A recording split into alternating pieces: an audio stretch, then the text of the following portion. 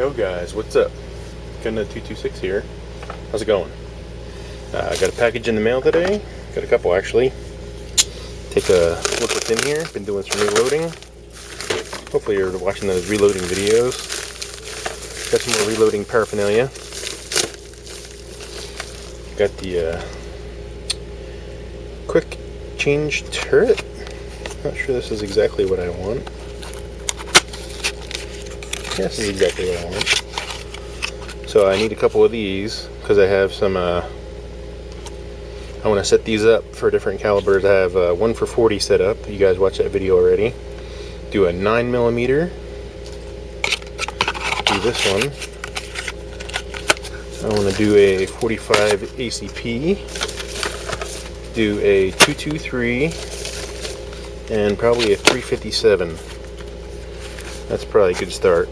Set up all these dies, get them loaded, get all the dies adjusted so I can do quick changes.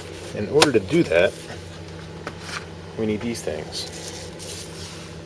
They came out of the cases, but hopefully they're not too damaged or anything. I don't remember all the numbers, but this is the number one.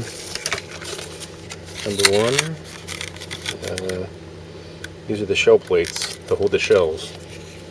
I don't remember what that one is. But anyway, you can see I got a bunch here. Got a shell plate number 4.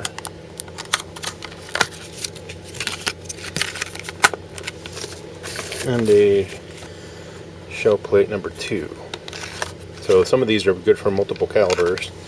The one that I have in there currently is 40 Smith & Wesson, and it does a couple other ones, I think 9mm or something else, I don't remember.